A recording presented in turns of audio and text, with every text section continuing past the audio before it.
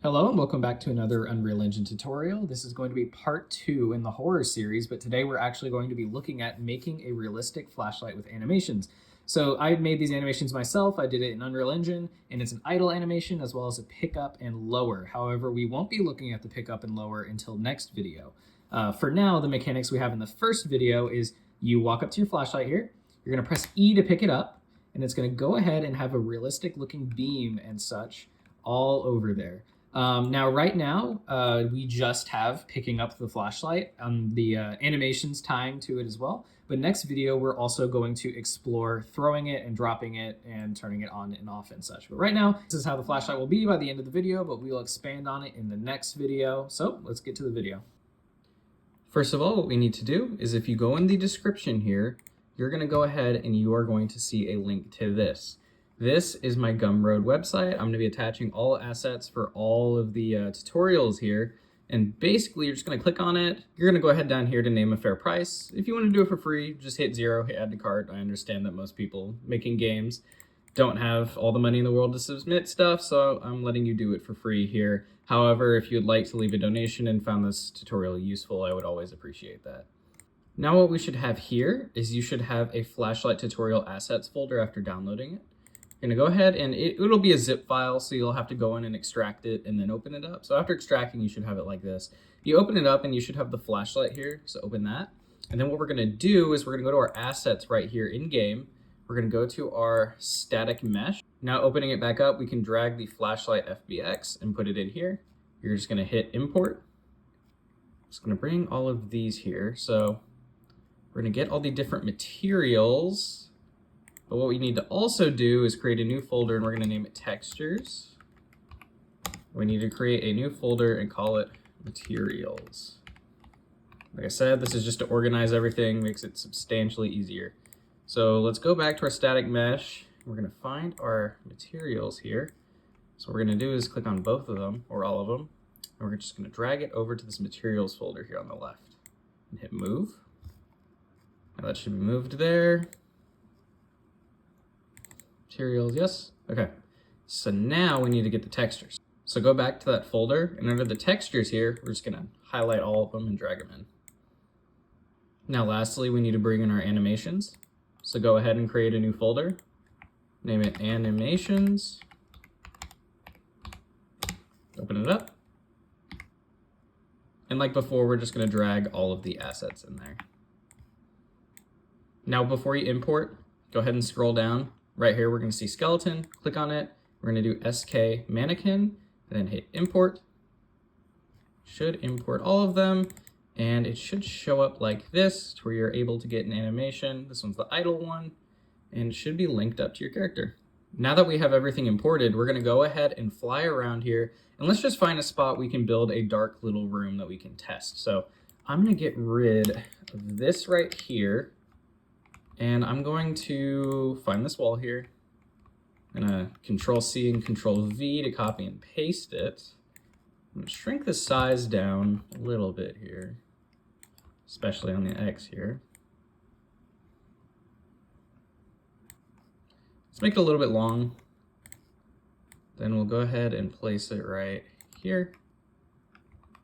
And then again, Control C, Control V. I'm gonna rotate it 90 degrees down. I'm going to grow it a little bit on this axis until it's through the wall, and just move it up here. All right, cool. Now we have a dark room to work with, and also delete this ramp. I'm gonna move this spawn over here so that we start directly in front of the room. Is it dark enough?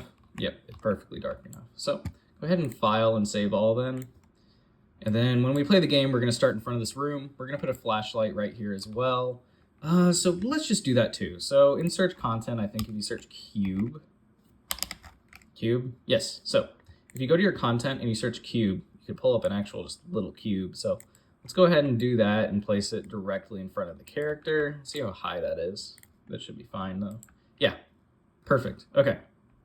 Now another thing here I noticed is that when I play, I get really bad screen tear. So if your monitor is the same way where the frames per second doesn't sync up correctly, you can go over here. You're going to open your first person character. Now this is different from the last tutorial and may have been different for you just because The event begin play is here with this code now that we set earlier, just because I updated my Unreal Engine, and in the new engine they use event receive controller changed for the input mapping instead of event begin play. So if this is the case for you, then go ahead down here like I did, type out this code after the event begin play for the original tutorial with the sequence, and that will work correctly.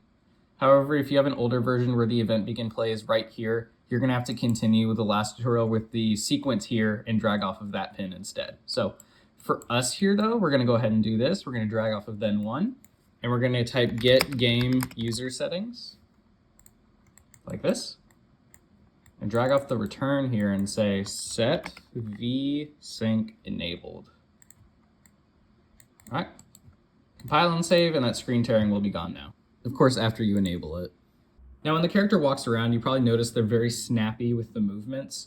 And this is just because there's a setting in Unreal Engine we have to disable, especially because it'll screw with the flashlight animations when we turn. So under the character movement here in your viewport, go ahead and type up here in the search bar, orient. And you should find orient rotation to movement. Go ahead and disable that, and then compile and save, and you'll see that the character is kind of less snappy when they walk around. I honestly hate this setting so much. And if you're already going for kind of a game a lot like Phasmophobia, Phasmophobia does not have that turn-based thing. You'll notice because of the way the people walk in the game like this, it's just a really annoying setting, because if you go to slow movements means your character will always be really snappy, and it's kind of really bad to look at. Now let's go ahead to our content drawer and go back over here to our content and our assets and open our, what was it, static mesh on the flashlight here, and let's just make sure it was set up properly. It looks like it wasn't because it's all black right now. So what we need to do is we need to click on the little folder button here, and it'll open where we put our materials here. So let's open up our glass first. So it appears that under the glass here, it's not set up properly. That's probably because our material setting was applied here incorrectly. So what we need to do, we need to go over here to blend mode and change it from mask to translucent. As well as we need to go down here to the lighting mode, and we're going to change it to volumetric non-directional. So let's just go ahead over here and delete all of this because it looks like it imported the images wrong. Now, if you import the materials with the textures, I think there's a good chance that it will go ahead and apply them correctly. But in the case that that does not happen, I'm just showing you now. So if we go to our assets, go to textures, we're gonna find one for this material name, which is glass. So let's find flashlight underscore glass here. Silver glass, there we go. So we have glass base color, so let's bring that in, and then RGB, and I believe the A goes into the opacity here. There we go already. So I think that may be the only one we actually need for glass, but let's go ahead in here and check. So we didn't have anything in the normal. We did have a specific opacity mask, so let's go ahead and take this and put the A into here. Looks incorrect, so yeah, let's do RGB A and see if that is different. Yes, so let's go ahead and go with that RGB A there, and then let's check if there's anything else. I believe not. Is there a specific other one? No. So go ahead and hit apply here at the top, and let's check in our flashlight and see if that actually updated the glass correctly. If you move around like this and it's hard, you can change the camera speed up here in the top left and just drag it all the way back. It's a little bit slower for sure, but this way we can actually check. There we go. Looks like it applied the glass correctly. So next, let's go ahead and do our metal bit here. So open the metal. Again, did it completely wrong. So it's gonna go back to our textures. I don't know why I said it like that. Metal right here. So metal, RGB into the base color, normal. I believe you just plug RGB into that. We did the normal and the RGB. Metal. Did they organize it differently? Yes, they did. Metal, normal, metal roughness. So once we move in this roughness, go ahead and drag it over here and make some space. It's gonna make the handle a lot less rough than everything else. So go ahead and drag out of this A and type multiply. And then off of the multiply, we're gonna drag that into the roughness. So what we're going to do, go go over here and then just play with this multiply value. So let's do like 2, for example. That'll make it more rough. Let's do 0.2. Less rough. And then each time you do it, hit apply. The lower value you go, the less rough it'll be. So after hitting apply, go to your flashlight and it'll show it. I think I'm pretty happy with that. So I think that looks pretty good because sometimes it doesn't import the roughness map correctly. So this also allows you to have control over the shine you want on it. So let's just go ahead and go with that then. The last thing we have to do is the silver here. So over here, we're going to open the silver. Same thing as before, delete everything in here. Go ahead and go to your assets, textures, find the one for silver. I'm not sure why I organized it so weird. So silver base color, silver normal, silver roughness. Anything else? I don't believe so. Is this what silver normal, was it not? It was, okay. Normal, boom. Base color, was it this? I believe so. Maybe. If not, you can always drag it back in. No, that was base. Yes, this was base color. It appears that way. Yeah. Roughness. All right, so since we didn't have one for metallic, we're gonna go ahead and just make this metallic value 1 and then put the roughness in there. I'm not sure why it didn't come with the metallic. I guess it just didn't export it correctly. So go ahead and hit apply here. You can also do the same for the flashlight metal if you want. Go ahead and just add or just apply 1 and see if you like that more. So you can go ahead and head back to your flashlight now after hitting apply for that too and seeing how you like it. I'm happy with that. I like how that looks. So yeah, I like that a lot actually with the silver on the inside. I felt like I did a good job making this thing. But like I said in the description, if you haven't already, you can import these and the animations for free if you'd like. Now you're going to go ahead and close all those materials out and just leave the flashlight open here because we need to adjust the collision. So under collision at the top, we're just going to go ahead and add a capsule simplified collision and then go ahead and hit save here. Go ahead and close out the flashlight. All right, so now we just need to do a little maintenance to make sure that everything will be set up correctly. So first of all, go ahead to your content drawer, go to content. Now under third person, there should be an input area. You're going to see IMC default. Go ahead and double click, open that up. But then go back to your content drawer and open up the actions. We need to go ahead and make some mappings for 3 different things. So first of all, we're going to go ahead and right click here. We're going to go to input mapping, and we're going to do IA_interact. Double click and open it up. Now under the triggers here, we're going to add an element and we're just going to call it pressed. Now what this is doing is saying whenever we press a specific button, it'll cause this interaction, and the trigger is it being pressed. So close out interact here. Now under IMC default, we're going to have several mappings here already like jump, move, and look, but we're going to add another mapping here. So click and add a mapping. Under none here, we're going to find that interact. You can increase this drop down here and do it again. You're going to see a little keyboard button here. Click that. And when it's yellow, that means the next key you press will be assigned to it. So now right click. So now right mouse button is assigned to it. Now over here under triggers, we're going to add the same thing. We're going to add a new one and do pressed. Now we need to do that 2 more times. So go ahead and open up your content drawer. We're going to find that IA_interact and we're going to press Control D and that's going to duplicate it. And the next one, IA_drop item. Sorry if my keyboard was a little loud there. We're also going to do it again, Control D. We're going to name it IA_secondary interact. I actually got it a little mixed up, but we can fix that really fast. By over here under IA_interact, we're just going to change that to secondary interact. And we're going to open it up and just leave it exactly like it was. I got it mixed up where our interact is actually E, but for some reason I was thinking right mouse button. So our secondary interact is actually the right mouse button. Now close that. We're going to add the 2 more mappings. So first of all, under the none, we're going to do drop item. Open it up. Click on this keyboard. You can assign whatever key you want, but I'm going to do G. Drop down again. Now under the triggers, we're doing the same thing, pressed. Lastly, the exact same thing as before, add a new one. We're going to do this one, the actual interact one. Open it up, keyboard, I'm going to press E. open it up, add the trigger, pressed. Now, file save all.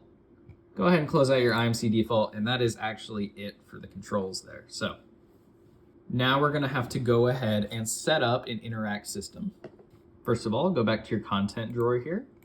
Now let's go ahead and go to content here, and let's just name a new folder and call it Blueprint Interfaces. Now go ahead and open that up, right click. Now here under Blueprint, we're gonna find Blueprint Interface. We're gonna do BPI underscore interaction. When you open it up, it's gonna have you ready to name something. So go ahead and type down for me, go ahead and type down interact. And then we're also going to add another one, and we're gonna call it a function and secondary interact like before. Now the only change we're gonna make to this is on both of them. I'm gonna head back to this first interact here. We're gonna go to the input here. We're gonna go ahead and click the plus, and we're gonna name it interacting player. Now that's done, we're gonna do the drop down. We're gonna do BP underscore first person character. Hovering over it, we choose the blue object reference. Now we're just gonna do the exact same thing for the secondary. So double click on that. We're gonna go ahead, inputs. It's gonna automatically choose the same pin as before. So all we have to change is the name. So let's do interacting player. It's basically saying that every single time that we use and interact, the object can directly get what player interacted with it. It makes things a lot easier in coding. So go ahead and just compile and save and then close it out. Now we need to go ahead and start creating the base for the items. So this will not only make it that we can make that flashlight today, but it will also make it that we can have items in future videos work exactly the same and set up incredibly easily. So go to your content drawer, go to content, and we're gonna go ahead and create a new folder, and we're gonna go ahead and create interactables. Now we're gonna go inside of interactables, and we're gonna name a new folder, environmental. Again, just for future videos. And we're gonna name another folder, and then we're gonna call it items. So now we have that, of course, we're gonna open up our items here. Go ahead and right click in the open area here, and we're gonna go to blueprints, blueprint class, and we're gonna go ahead and choose an actor. Under actor, we're gonna do BP underscore item master. We're gonna do the same thing, right click, blueprint, blueprint class, actor, BP underscore item, pickup master. All right, go ahead and boot in your item master. Now really all we're gonna do here is create some variables. Now the reason we're doing this is we're gonna create child classes of each of these, and the children are actually what are the objects, so like the flashlight. So what this is creating guidelines for every single object to follow, and then they can just be created off of this. It makes things incredibly easy, and on top of that makes it really easy to pick up and drop them in the code. So under the variables here, I'm gonna click and add a new variable, and we're just gonna name it socket name, being what socket to attach the object to on the character. So under Boolean here, we're gonna drop it down, and we're just gonna grab name. Then we're gonna create another variable. We're gonna name it item pickup. Go ahead and click on this name here. We're gonna go ahead and change it to the BP underscore item pickup master that we made. We're not gonna choose the object class, we're choosing the class reference. I'll make a quick explanation here. So basically the difference between an object class and a class reference is the class reference is basically the blueprint of that item. It is such a broad generic, it's like the idea of the item. The object reference is a specific item. So like for example, class reference would be, I need a flashlight. It's a specific type of flashlight, maybe like a long, metal flashlight. However, an object reference would be, I want to grab the flashlight from my room that has my name on it. It is a very specific flashlight. So in this case, we're only going to be spawning an object of a specific type, not the one from my room with my name on it. That doesn't matter. And it makes the coding so much better. So choose your class reference here. Now we're going to go ahead and add another one, and we're just going to call this is active. And we're going to change this to a type of Boolean. Now, lastly, we need to create another variable, but we don't actually have it set up yet. So first of all, go to your content drawer, go back to content, and hooray, we get to make another folder. We're going to make a folder and call it enumerators. Go ahead and open up your enumerators folder. Go ahead and right click, and we're going to find blueprint enumerator, and in all caps type ENUM and do underscore, and we're going to do item type. Go ahead and open up your enum underscore item type. Now this is very easy. It is just a variable that is a list of very specific items. So here, of course, add enumerator. We're just going to name this one none. So there's an option for no items. And we're going to add another enumerator, and we're just going to name it flashlight. And let's add another enumerator, maybe for a future video, just name it camera. So these are the types of item types that the character can have on them. So go ahead and save, and then close this enumerator. And then back over here in the BP underscore item master, we're going to add another variable, and we're going to name it, of course, item type. Now, on this Boolean, we're going to type enum in capital, and it should pull up our enum item type here. So go ahead and choose that there.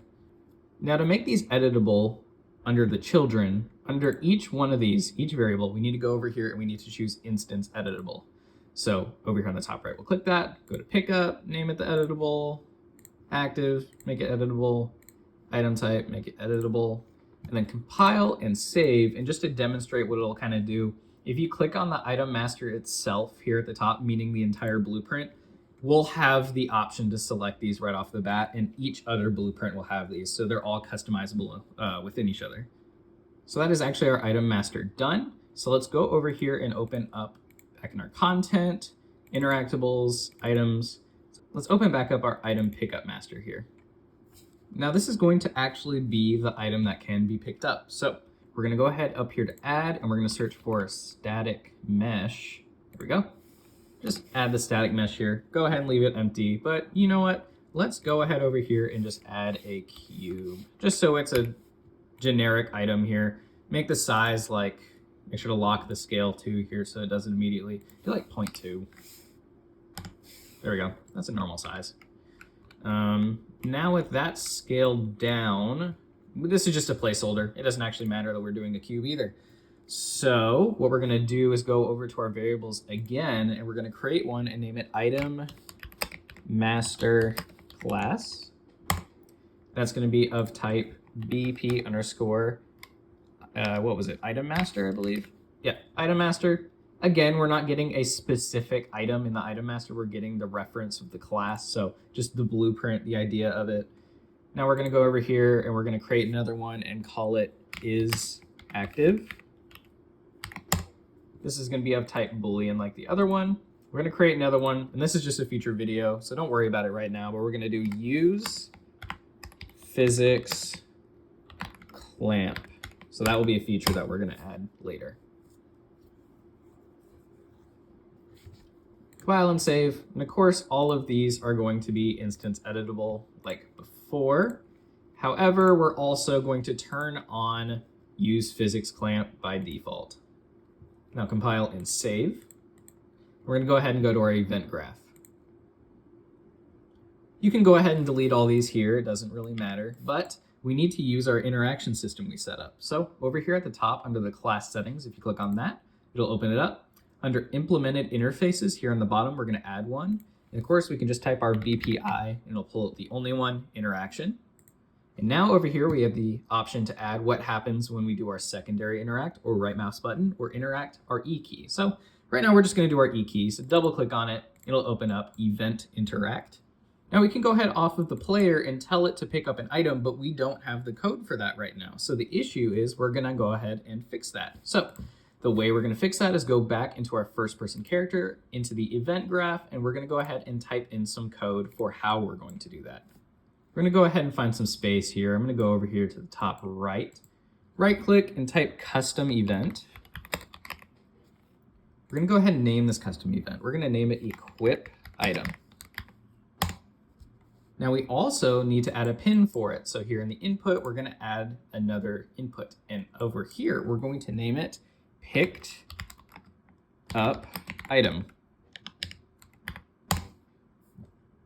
And of course, this is going to be the item pickup master. So BP underscore item pickup master, but this is actually going to be the object reference since we're referencing a specific item that we picked up. Now, in order to make this work properly, we need to go ahead and add some variables to our character as well. So click here under variables, and we're just going to call one current item type. That, of course, will be our enum item type. And we're going to create another one and call it current item. And that's actually going to be the BP underscore item master. Because the only difference between the two, object reference of course, the only difference between the two is that the item master is basically what the character holds. You know, it's not going to have physics on it, so it doesn't hit the player. It's actually going to be usable, like have functionality. Like if I have a camera on the floor, I'm not going to be able to step on it and it'll go off. The item master is actually going to do that when the player's holding it. The pickup only holds the code for how to pick it up. So of course that means when we have the current item here, that is going to be the one that is being held by the player. Now we're going to go ahead off of this equip item here, and we're going to type a is valid. Of course, I'll explain the code after I do it. And we're going to drag in our current item into the input object. I'm going to put it under here just to make some room. Now, after we do that, we're going to go ahead to the is not valid pin here, and we're going to drag off and do spawn actor from class. And then we're going to go ahead and actually split the structure pin for transform. I actually did something wrong. Let's change it here. So picked up item here. That's not supposed to be set to that. That's supposed to be BP underscore pickup master, of course, or item pickup. I was confused for a second while I was trying something and it didn't work. So let's do that, item pickup master now. And now we should be able to drag off and get the item master class. There we go. Now, if a pin we created in the top here doesn't ever show up, it's because you didn't compile it. So go back to the item master, hit compile, go back to the pickup master, hit compile, green check mark means you're okay. So now that we have this, we're gonna drag this into the class here. Let's just close the distance there, make it a little better. Now for the location, we're gonna do get actor location. Of course, it's gonna be targeted to ourselves. And for our collision handling override, we're just gonna change it to try to adjust location, but always spawn. Now basically what this is doing, it's checking the is valid. The is valid is basically asking, is the current item here empty or not? If it's not empty, that means it's valid. It means we already are holding an object. So of course we can't pick something up if we already have it. So if we don't have an object is basically what it's saying. Then we're gonna spawn an item master. We're gonna spawn one on the character. So just gonna go ahead and say set current item. Here at the bottom there should be, yep, set current item. So that's gonna say, hey, this is now our current item.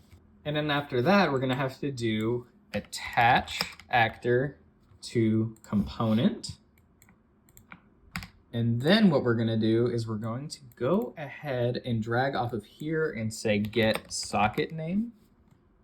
We're gonna plug that, of course, into socket name. The parent is going to be our mesh. So we're attaching the actor to our character's mesh. So drag out your mesh from the top left here and plug it into parent. Now for location rule, we're gonna go ahead and do snap to target for all of them. Leave this checked. And then after that, we're gonna go ahead over here and we're gonna do setting our item type. So drag off of current item type. We're gonna do set current item type. And then all we need to do is we need to drag off of the item that we created. So our current item here and do get current, or get item type, I think it was. Yeah, get item type. Then drag it over here and just make sure it plops right into there. And once we do that, let's organize it. Double click to make a pin, drag it over here. Click on the target and press Q to level them with each other. Of course, I showed you that last video as well, I believe. And then go ahead and compile and save, and that's it for that. So now we have the way that we equip our item, but the issue you'll run into is that we don't actually have a socket for the flashlight, so we need to make one. So go back to our content drawer, go back to content, and just type SK, and you should see SK mannequin, and that's the overall mannequin for our character. We're gonna scroll down until we find a bone called hand R. Should be up here somewhere. Hand R, here we go. Click on hand R.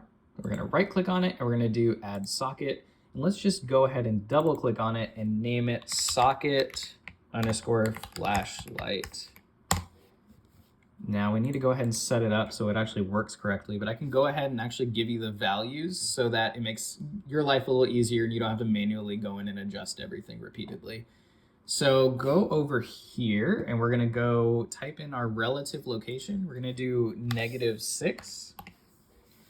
On this one, then on this one, we're doing 3.5193.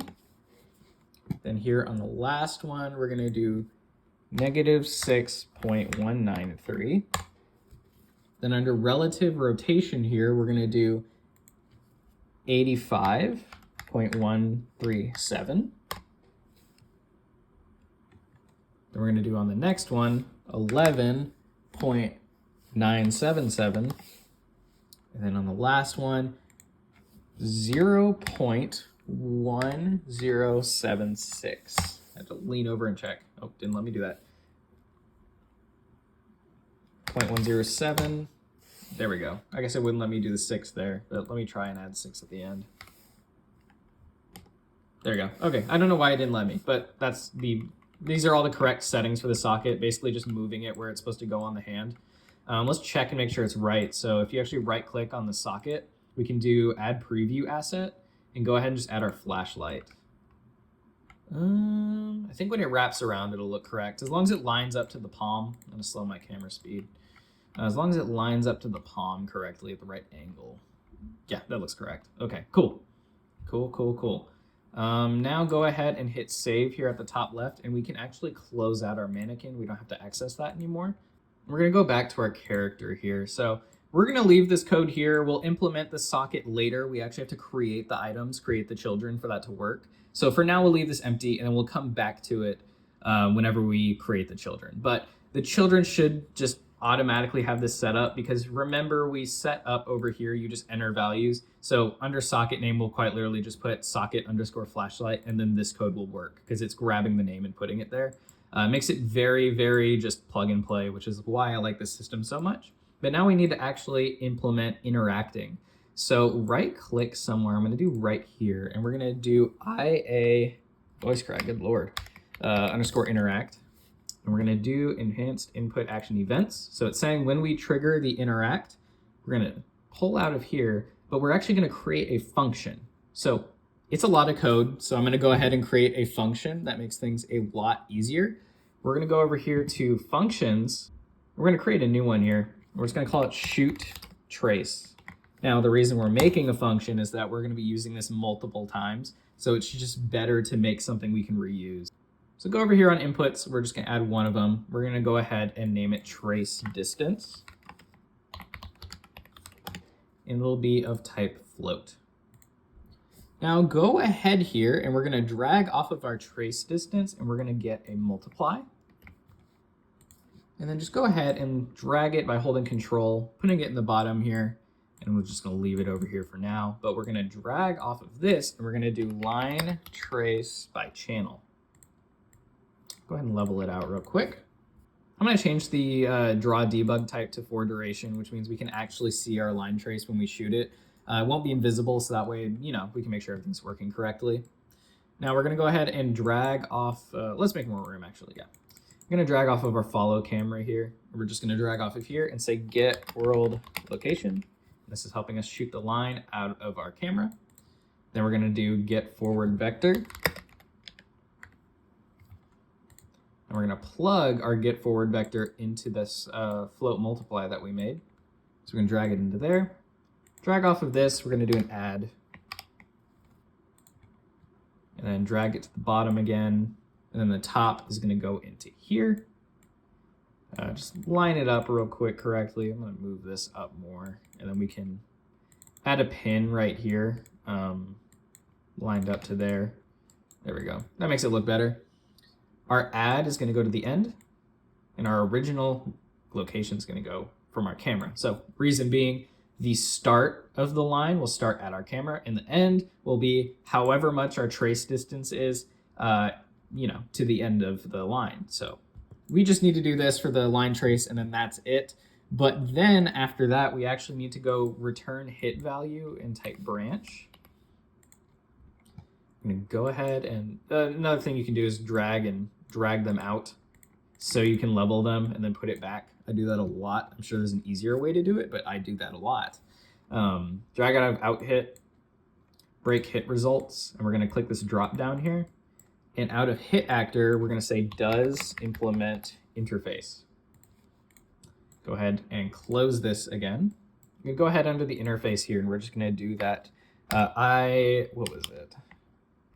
I know it was interact. I forgot what I put there at the beginning. BPI underscore interact. So we're checking if it implements that interface in it, meaning it's an interactable object. But also just in case, and to make it more modular, we're going to go ahead and be able to select from the beginning what interface it uses in case we ever make some later that another object may need. So drag off of the interface here, and if you drop it in this open area and shoot trace, it'll go ahead and just add it. So let's just clean that up. So adding one here,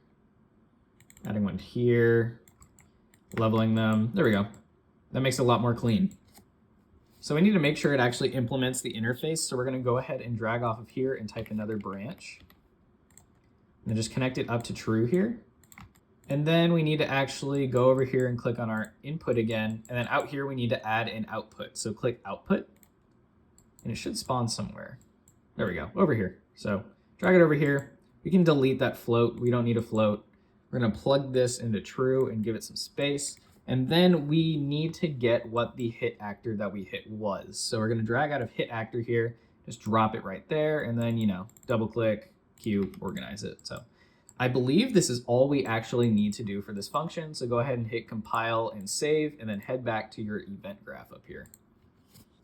Now, of course, we're going to call that function. So drag out shoot trace here, and we're going to get it in this nice little blueprint here that we customized. Drag it under triggered. So trace distance, I'm going to do probably like 300. We're, of course, going to do the BPI underscore interaction. I actually remember the name now. It's a miracle. Drag off of hit actor. I'm going to do is valid just because I was getting some bugs before if I didn't put this. It's validifying that, the hit actor we hit was a valid object we can use. And then after that, we're actually going to drag off of our hit actor, and we're going to say interact. Interact message right here. Boom. Drag that into is valid. An interacting player, we're going to drag off and say self. So now that we've done that, let's go ahead and compile and save and open the game just because we have not in a hot minute. So let's go ahead and press play. And if we press E, we should be getting a line trace. Cool, just making sure that works properly. Go ahead and close it. Now we need to actually set up the objects to make sure that they work properly. So go into your content drawer. I'm going to get rid of the search. Go to interactables, items, and we need to make children for both of these. That will end up being our flashlight that we can use. So right click under item master here and do create child blueprint class and do BP underscore flashlight master. And then right click under the pickup and create a child and name it BP underscore flashlight pickup. Hopefully I spelled that right. Now go ahead and open up your flashlight pickup here. We're of course going to click on our static mesh here, and we're going to change the static mesh. So let's do that and then type in the flashlight. Ooh, that was much smaller than I thought it would be. Oh, it's because we had point do. We have found an issue that we need to change. So let's go back over here to our item pickup master and then change that static mesh to 1 instead of 0.2. I forgot that that would carry it over. So do this as 1 and compile and save. Go back to flashlight pickup and you'll see it changed it to 1 too. So let's just leave it like that. Now we need to actually have the beam. So under the static mesh here, we need to click add Let's do spotlight. We'll just name it flashlight beam.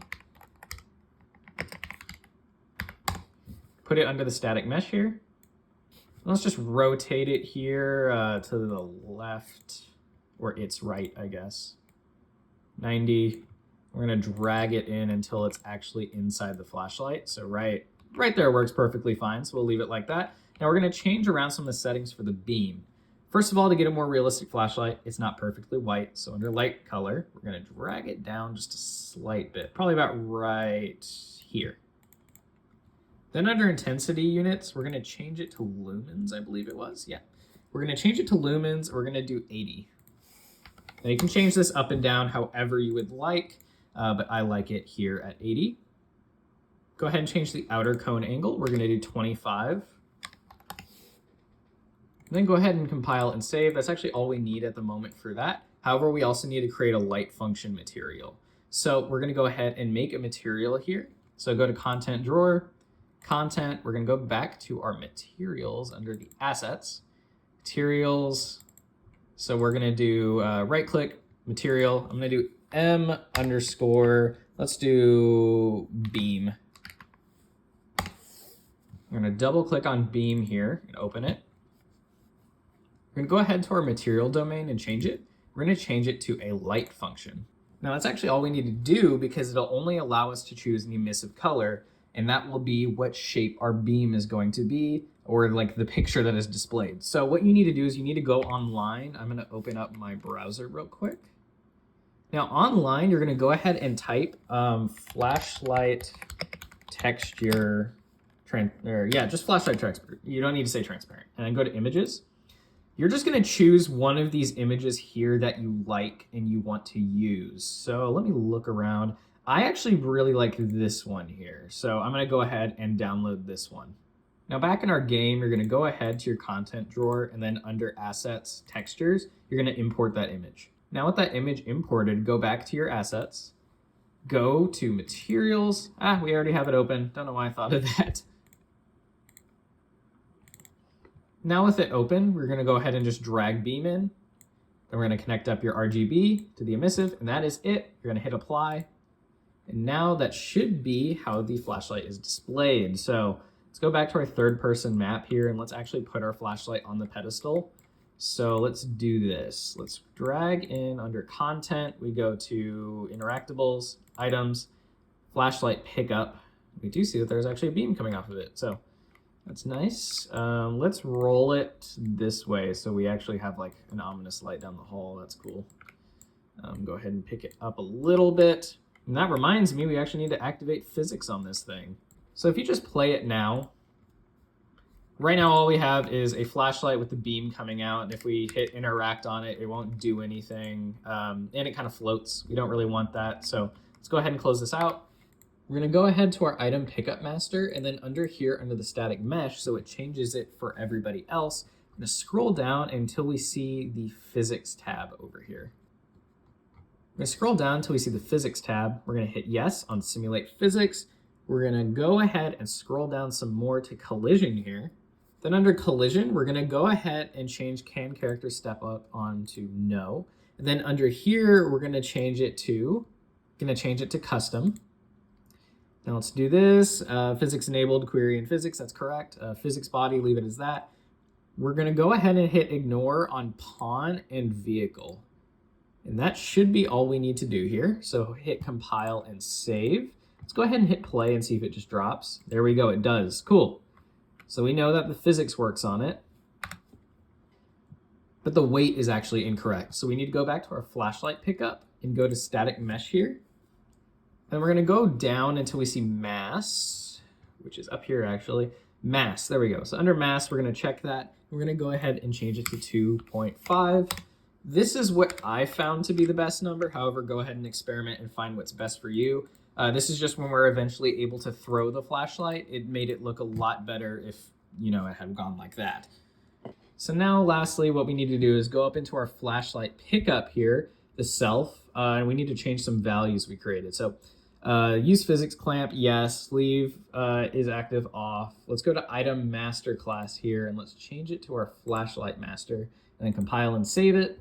So now back in our item pickup master, we're going to set it up. I know, finally, that you can actually pick up your item. So over here under event interact, under interacting player, we're going to drag off and we're going to do the equip item that we created. Now that we have that, we have picked up item. We're going to drag it off and say self. And after that, we're going to drag off of this and say destroy actor. There we go. Go ahead and hit compile and save here at the top. So heading over to our flashlight pickup, we can go ahead and grab the static mesh and the flashlight beam, and we can just go ahead and hit Control C to copy it. And then open our content drawer and go to our flashlight master. We can go ahead and actually just paste it. Paste it as a cube, that's interesting. So let's go ahead and do flashlight. Just want to make sure all the settings are actually the same. Make it inherited to that. So if it looks like this, they're kind of next to each other, just drag the spotlight onto it so it's inherited to it. So that should be fine there. Just going over and making sure that everything is exactly as it should be. Light function material. No. That's why light function material. We need to go ahead and change that to the flashlight. Or no, it was the beam. That's what we called it. Yep, beam. Do the same for the flashlight pickup. I apologize, I completely forgot that we actually had to set it up. So same thing, light function material, beam. Just so much to dive into with this thing that I lose track. I'm gonna start having to keep notes. Go ahead back to your flashlight master here. Let's go over and just make sure, like I said, everything's correct. But one thing we need to actually do is we need to go ahead over here to the simulate physics tab that we had before. We need to go ahead and turn the collision presets to none. So no collision here. And then back up at the top where it says simulate physics, we're also going to turn that off because it is an item that is in the character's hand. It can't be clipping, it can't be falling, it can't be doing anything like that. So go ahead and compile and save it. Now go up here to the flashlight master self where we can set our values here at the top. Go ahead and change the socket name. So socket underscore flashlight. Item pickup, go ahead and change it to flashlight pickup. Under item type, we're going to change it to flashlight. So hit compile and save here. And let's go ahead and test it out and see if our character can actually hold the flashlight. Let's go ahead and hit this, pick it up. Yep. Our character is holding the flashlight, but of course, we need to set up an animation when our character picks it up. So go ahead and open your content drawer again, and we're just going to go ahead and search under content. We're going to do APB. We're going to find APB Manny here, which is the main animation folder. And one thing we need to change, we actually need to change this event graph here because it's not set up. It's set up in a way that makes it very general, but we need it specifically to our character to grab specific items from our character. So over here at the top, we're actually going to stop casting to character here. We're going to delete this as well. We're going to type try get pawn owner. And then after try get pawn owner, we're going to do return as cast to BP underscore first person character. Drag off of here, drag into here, and then we're going to go ahead and delete all of this here. And then under your variables here at the bottom left, you have references and essential movement data. For references, we're going to delete both character and movement component. And it will give you a warning, so go ahead and hit yes here. Hit yes to movement component as well. Now drag off of here, and we're going to set that as the new character. So type out character.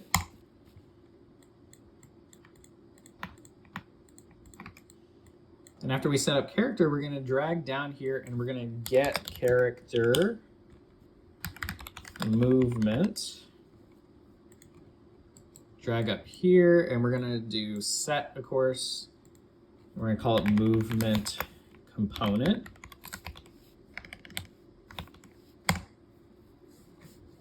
I'm going to drag off of here and plug that in and level it out. Make this bubble a little bigger for OCD's sake.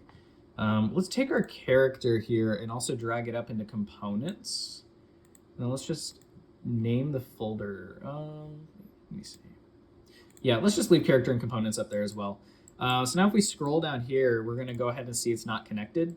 We need to drag out our new character here and do get right click it and do convert to validated get, and then plug it in here, is valid, drag it out to that sequence there. If you compile and save, you'll see that it'll start to compile and give you compile errors.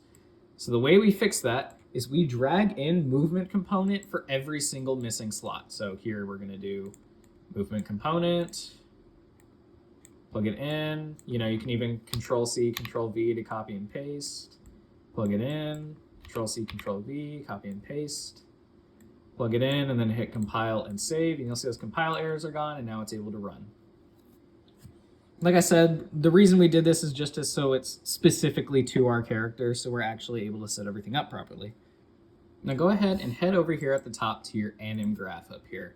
It'll look like this. However, we need to actually take out the main states here with the locomotion. So just move your locomotion over here into a better spot. Then we're going to take out our main states. We're going to move it up here above locomotion. We're going to drag off of main states, and we're going to do cache. New saved cache pose. We're going to name it main states. There we go. Drag it over here at the top. But we're actually going to right click above that and we're going to do state. We should have state machine. And we're going to name it flashlight underscore anims.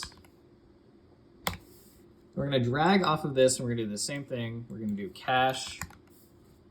Save cache pose, flashlight, anims. We can go ahead and double click here into our flashlight anims. We're gonna go ahead over here in the entry and drag off of this, and we're gonna do add state. Let's just name it idle. Double click in here. We're actually gonna go over here to search assets, and we're gonna find idle flashlight. You can search for it too. We're just gonna drag that right into the result there and hit compile and save. But we're gonna go back to our event graph. And so inside our event graph, we're gonna go ahead and drag all this over to make some room and add another pin to our sequence. And all we're gonna do is we're gonna add another variable and we're just gonna call it current item. Of course, we're gonna name it our enum underscore item type. So now that we have it there, we're gonna go ahead and compile and save, drag off of this new pin here. We're gonna go ahead and drag off of current item here and do set. Oop, I meant set. Come on. Set and drag it down here and plug it into this section here. So make another pin to organize it and just drag it out here. And then we're gonna go ahead and grab our character here. Get current item type. And you're gonna drag it straight into this set here. Compile and save. And now if we go back to our anim graph here, we can go ahead and do blend poses enum underscore item type. We're gonna right click here and we're gonna add a none pose. We're also going to add a flashlight pose here. So under the none pose, we're actually going to do use cache pose main states. So if we have no item, we're gonna go ahead and use our main state, so our normal movement. But of course, if we have our flashlight pose active, we're gonna do use cache pose flashlight anims, plug it into there. And then we are going to get our current item type, drag it in, say get, and plug that in as the factor. And then after this, let's make some room here, move this around. Drag over here and do layered blend per bone. Go ahead and drag this into the second slot. And then off of this, we're gonna copy and paste our main states and drag it into the base pose. And then we're gonna drag this directly into our slot, default slot, and press compile and save. Now under our layered blend per bone here, we're gonna click on this. We're gonna go ahead and assign what bone it changes. So over here, let's go down, let's find our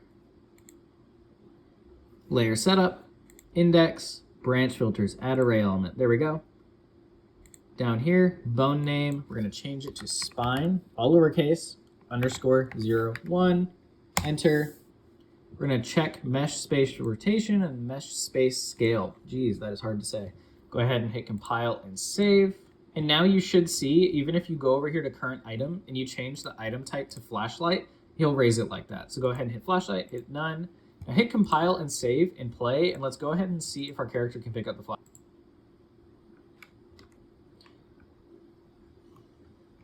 All right, so it looks like our character picks up the flashlight and the animation is correct, but it doesn't orient to where the head is located. So we'll have to fix that. So now go ahead and head back to your event graph over here. And we're gonna have to go ahead and set up a rotator, which means what specific bone we're moving and what rotation angle. So go ahead and drag off of here and let's create a branch. And then connect it up to that branch. Just drag off of here and say not equal enum.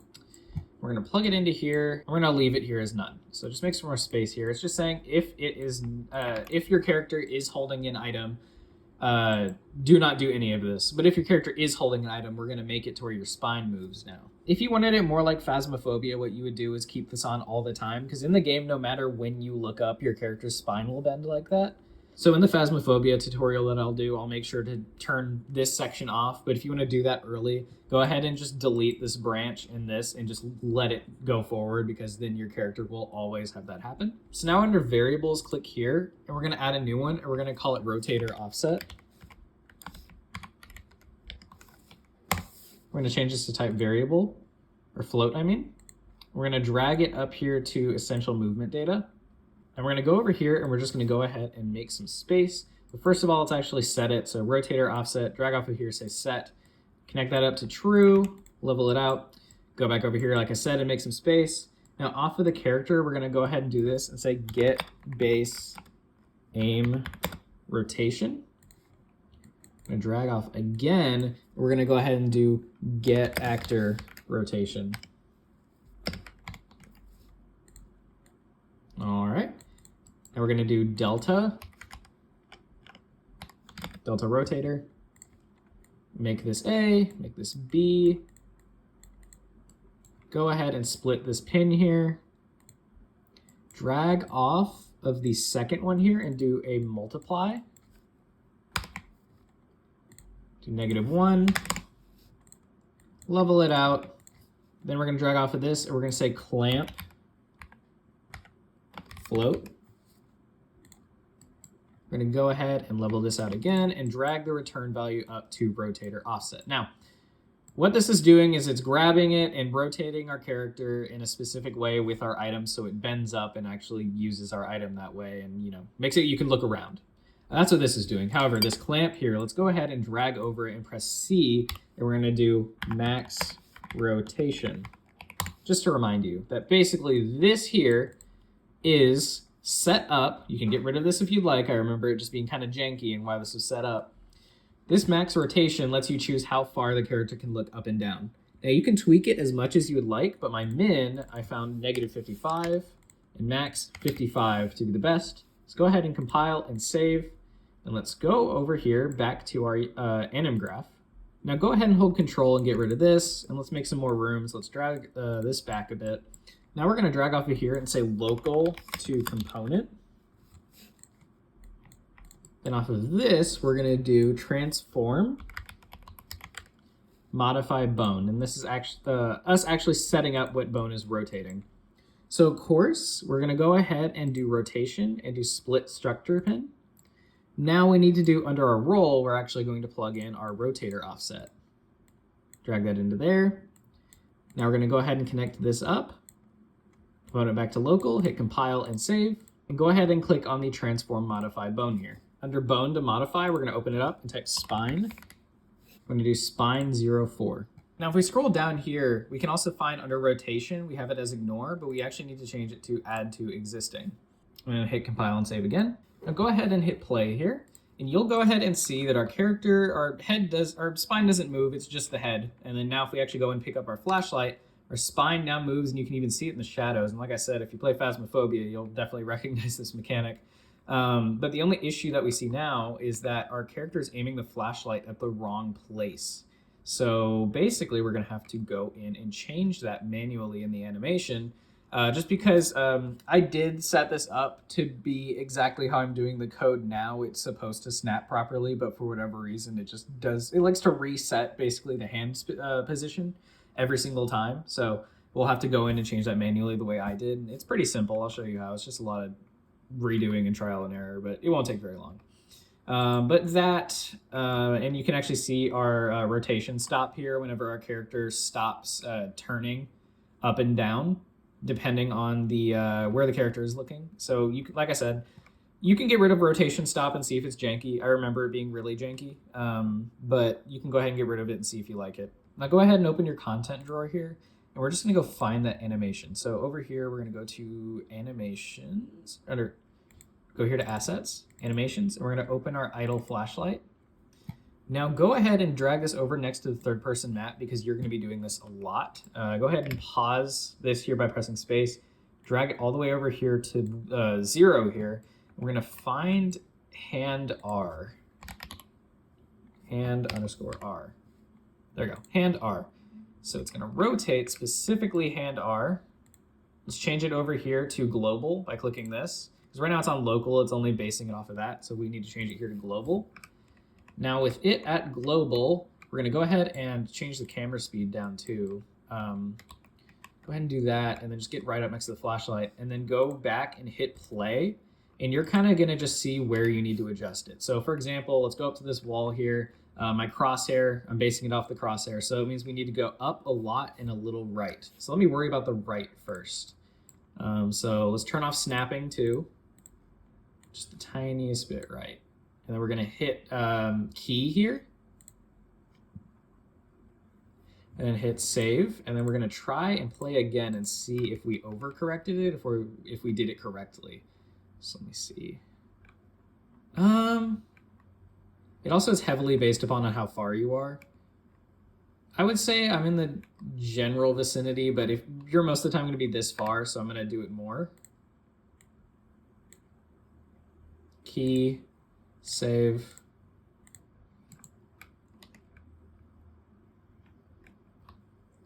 I think I did it a little bit too much now. Yeah, so tiniest bit back. And you get the idea. You move it up and down and left and right and key it over and over until you get it, and I'll come back to you guys whenever I get it. And then I'm actually gonna make a really small tweak here. So if you see your flashlight clipping into your head like this and you don't really enjoy that, go ahead and go back into the idle flashlight and then open the full bone list here. All you're gonna do is find this upper arm R here, and you're just gonna rotate it out a bit. And then after that, you can go in and key that specific arm and then go back to hand R. And then under hand R, we're gonna go ahead and rotate that back to counter set that and then key that as well. And then you can go ahead and play the game, see where it's at. And like, for example, I have to move mine back a little bit right, but the same applies editing the animation for if you would like it back as well. So, you might want the arm back a little bit. You might want the wrist back a little bit with the flashlight, just to make it look a little bit better. It is honestly completely up to you on how you would like the animation modified. It's just a base little animation that you can start with and, just modify little bits of until it matches exactly where you want the flashlight to be. All right, so this has been part 2 of the horror series where we will be making a horror game together. In the next part, I'm going to go ahead and continue this flashlight bit. We're going to go into turning it on and off, as well as when the flashlight is actually on the floor, we'll be able to turn it on and off, and it will carry over perfectly. We'll make the beam look a little bit more realistic, and then after that, we're going to add throwing and picking it back up and such. So you would basically have one slot of inventory available, but of course later on in the future, we're going to make it to where you have multiple slots of inventory. I hope to see you in the next video, and thank you for watching. Don't stay up too late.